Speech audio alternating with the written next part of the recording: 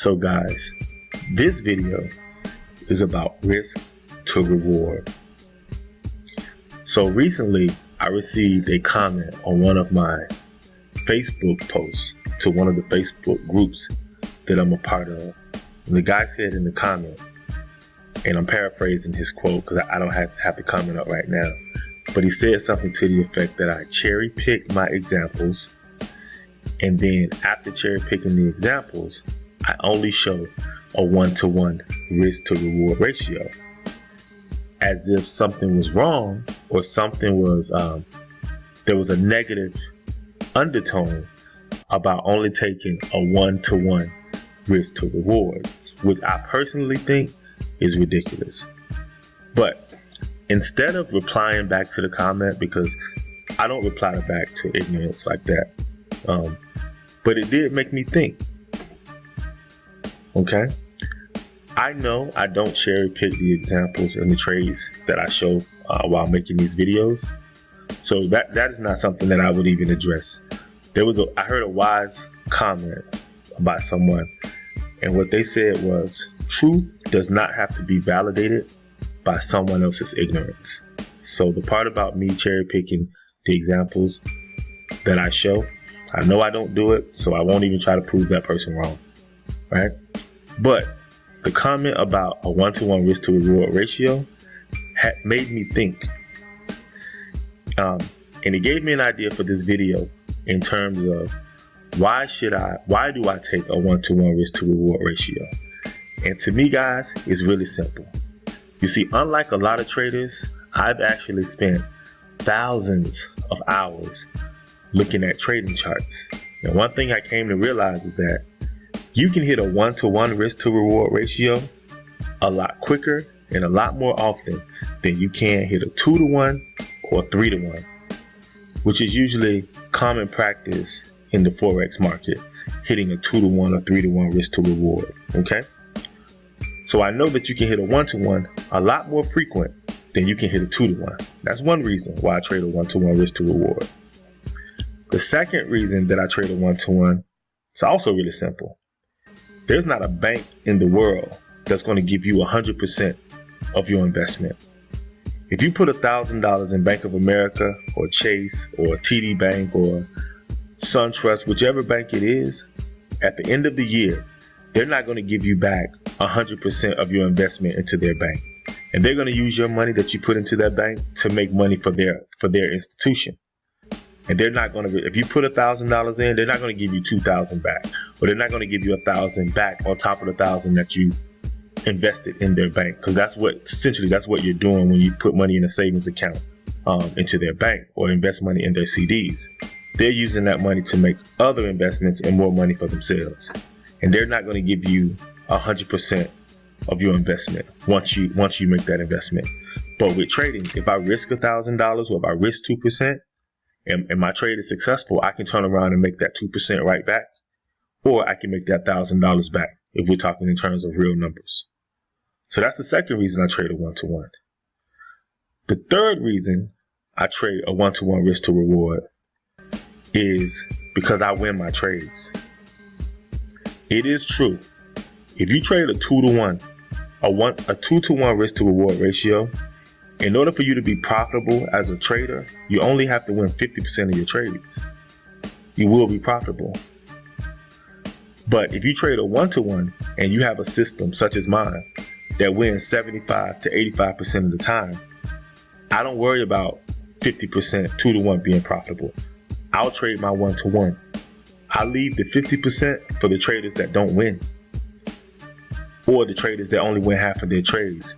When you're winning between 75 and 85% of your trades, 2-to-1 is not my concern. I'm more concerned with win percentage, because what I do is win. Now let me give you an example of what I mean. As you can see on this chart right here, I've outlined the month of August 2019. Okay? Keep in mind, the guy also said on that post that I cherry pick my pairs. There's no one here with me while I'm making these videos. No one sent me in which pairs they would like to see. So what I'm going to do is I'm going to just look at the examples on the most common traded pairs in the market, like the Euro USD, the Pound USD, all of the majors, and I'm going to look at the Pound JPY, the Pound NZD, the Euro NZD. Pairs like that if you have any experience within the Forex market, you know those pairs are traded more often than other pairs. Okay, so let's start on the Euro GBP.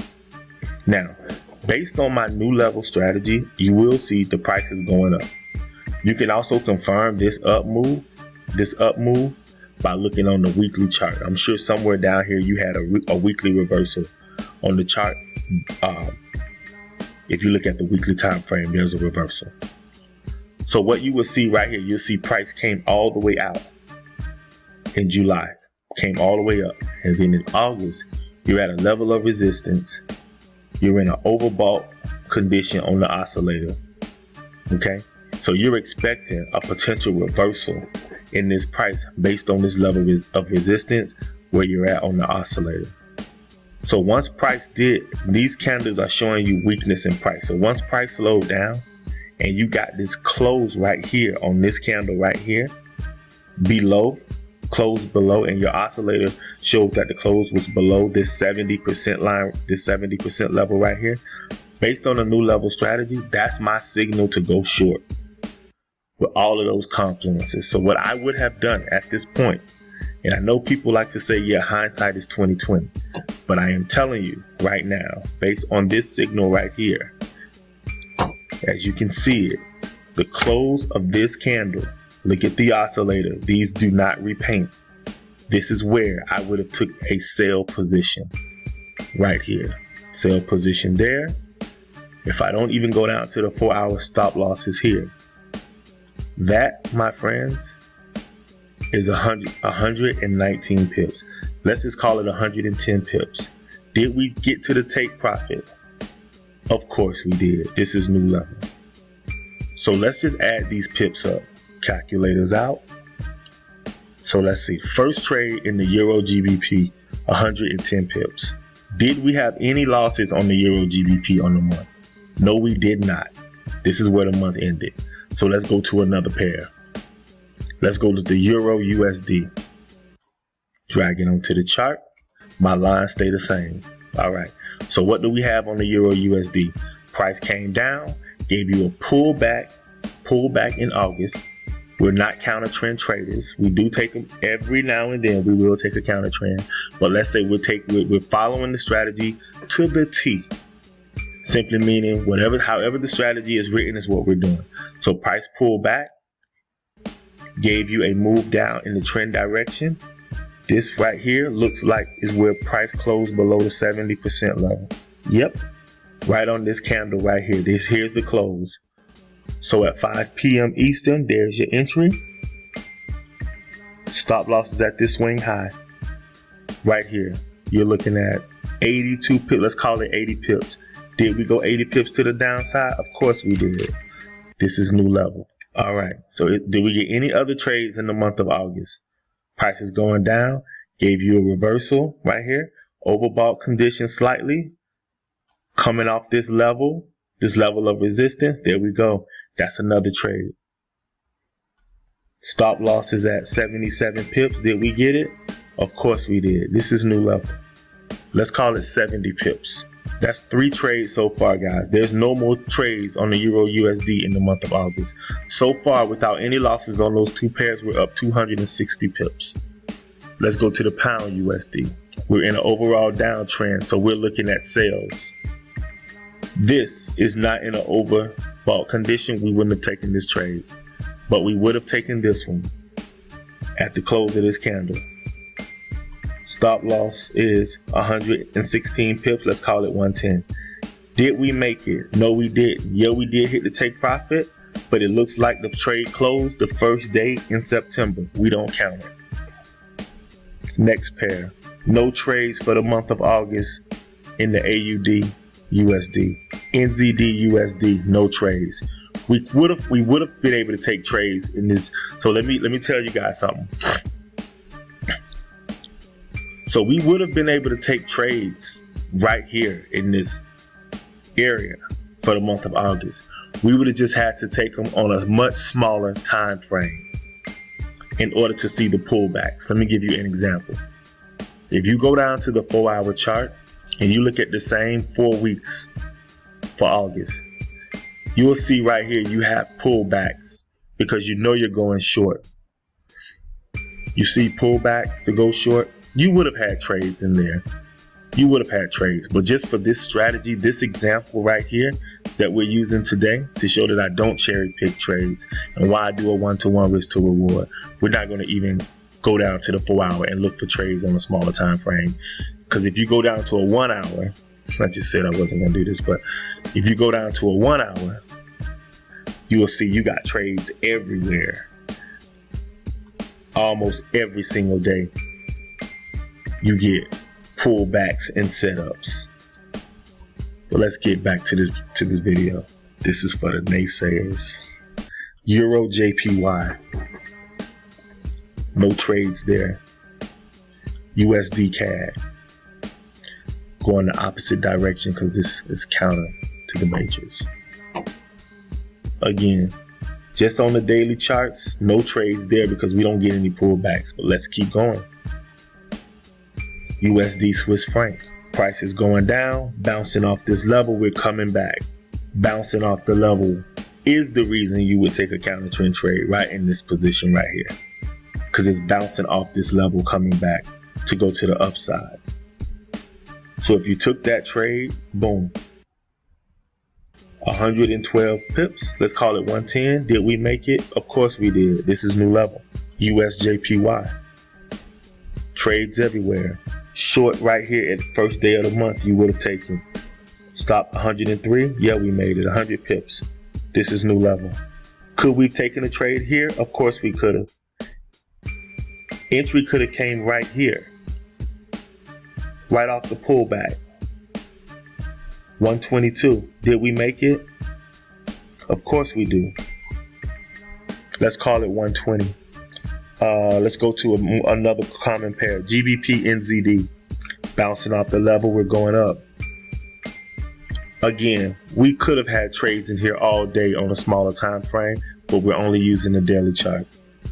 Per the daily, the pullbacks aren't deep enough. Although I know if I go to a 4-hour and a 1 hour, I know this pullback is really deep. Let me show you. Continuation on the 4. Watch what happens on the 1 hour. All day long. Oversold, boom, to go up. Finding trades on a smaller time frame when you're on the bigger time frame and it's getting you to in the right trend direction, that's what I teach in my strategy. New level is not just what I show you on these videos, but I show you how to get trades all day and still have a very high win percentage. That's what I teach in the new level strategy. Let's get back to the daily chart. Let's go to the Euro NZD. We'll look at 2 more pairs and we'll add up our pip totals. Up move, pull back, oversold. That's your entry candle right there. Stop loss, 133. Did we get it? Of course we did. 720 pips. Let's do one more. Let's do gold. Uptrend. Second day of the month. Easy money. Stop loss, 39 pips. Got that in a matter in less than a day. Let's call it 40 pips. And let's do one more. NZD JPY. Just because I saw it. No trade on this pair. But we know on the 4-hour, watch this. These are the little nuances in the new level strategy or the 1 hour that I teach in the new level course. Going to be able to pick up that entire trading course for only $100 really soon. Look at all of these trades. 1 trade, 2 trades, 3 trades. Depending on the time frame you're on, guys, tells you where's your stop loss. I'm trading here, stop behind the low of the previous day. 30 pips. Do we get it? Of course we do. It's new level. So with those pairs, what was that? 6 pairs maybe? 1, 2. There was no trade on NZD JPY. 1, 2, and then I did the majors 3, 4. I don't know if it was Tracy, but let's just say 6 pairs. With these 6 pairs that we actually got trades on in the month of August, we turned over 760 pips. Oh, and by the way, I didn't count any losses.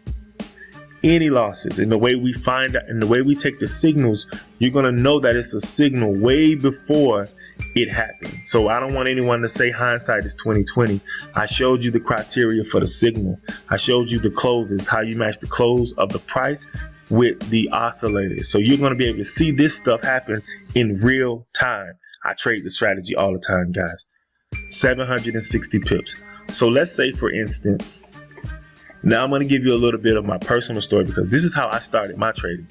Let's say, for instance, you don't have money for a trading account. So you're building your trading account every single day. And then you save enough money over a period of a few months to have about $1,000, $2,000 in your trading account. So you get $2,000 in your trading account, and you start trading at what I would consider to be about 50 cents a pip. 50 cents a pip. So if you've hit 760 pips on the month, low risk trading at only 50 cents a pip, you take times, you made $380 just trading on those 6 pairs for the month. And again, I trade 33 pairs.